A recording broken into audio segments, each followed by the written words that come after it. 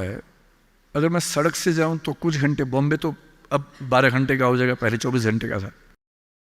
और फ्लाइट हर जगह की है, फ्लाइट में बैठे 2 घंटे बॉम्बे, 1 घंटा इलाहाबाद, आधा घंटा लखनऊ, आधा घंटा जयपुर, बात खत्म, पहुंच गए। अब मैं सिक्किम आना चाह रहा हूं, कल को शायद मैं अरुणाचल जाना चाहूं, नागालैंड जाना चाहूं, मैं बहुत आसानी से पहुंच नहीं पा रहा हूं। ये दिक्कत तो सब लोगों के साथ है। आपका दिल्ली के साथ, देश के बाकी हिस्सों के साथ कांटेक्ट इतना कमजोर है, चिंता की बात है। पर यह चिंता केवल सरकार के लिए क्यों है? एक रास्ता भी तो है। कल मैंने रास्ते में एक चीज सोची, आपसे शेयर करता हूं, शायद आप में से कोई इस रास्ते पर चलना चाहे। हवाई जहाज तो उसके लिए बहुत बड़ी पट्टी चाहिए होती है। मुझे पता है कि यहां पड़ोस में एक हमने एयरपोर्ट बनाया है जो मौसम की वजह से कम चल पाता है। हेलीकॉप्टर एक बहुत बड़ा स्ट्रक्चर होता है जिसको मैनेज करना आसान नहीं होता है।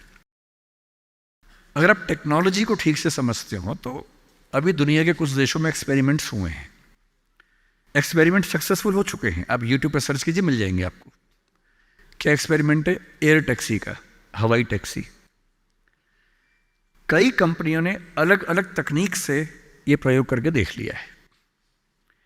ऊबर इस पे कुछ एक्सपेरिमेंट्स कर रहा है। हमारे प्रधानमंत्री श्री नरेंद्र मोदी की बात भी ऊबर कंपनी के मालिक से 3-4 साल पहले हुई कि ऊबर टैक्सी हम चलाएंगे, एयर टैक्सी चलाएंगे दिल्ली में जल्दी ही। दिल्ली से गुड़गांव जाने में 1 घंटा लगता है, एयर टैक्सी 8 मिनट लेगी मैक्सिमम।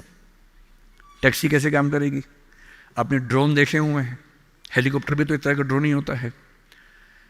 एक कार जैसा इंस्ट्रूमेंट है जिसपे 4 पंखे लगे हैं, वो ड्रोन बन के उड़ता है और एक जगह से दूसरी जगह ले जाता है।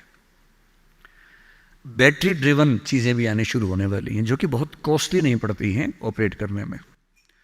मैं कल ही सोच रहा था कि नॉर्थ ईस्ट में अगर कुछ ऐसे युवा हो, कुछ सिक्किम में हो, कुछ अरुणाचल में हो, नागालैंड में हो, त्रिपुरा, मिजोरम, मेघालय में हो, और मिलके कुछ ऐसी कंपनियां बनाएं सरकार की पॉलिसी से बात करके, और मेरे ख्याल से सभी राज्यों के मुख्यमंत्री दिल्ली में बात करेंगे।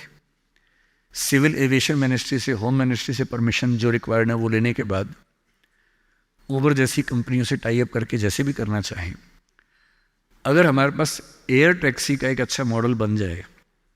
कल जब मैं तीस्ता के पास से निकला, मैंने अपने ड्राइवर साहब से पूछा, क्योंकि पुल 1-2 टूट गया बता रहे थे, बहुत मिट्टी मलबा जमा था। मैंने उनसे पूछा कि जैसे नदी के सामने जो गाँव है, अगर मुझे यहाँ से वहाँ जाना हो, पुल तो टूट गया, कैसे जाएंगे?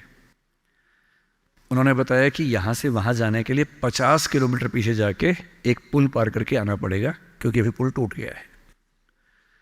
और मैं सोच रहा हूँ कि मान लीजिए इस नदी के इधर और उधर 2 दोस्त रहते हों, या किसी बच्चे का घर इधर है, स्कूल उधर है, अब वो कैसे जाएगा?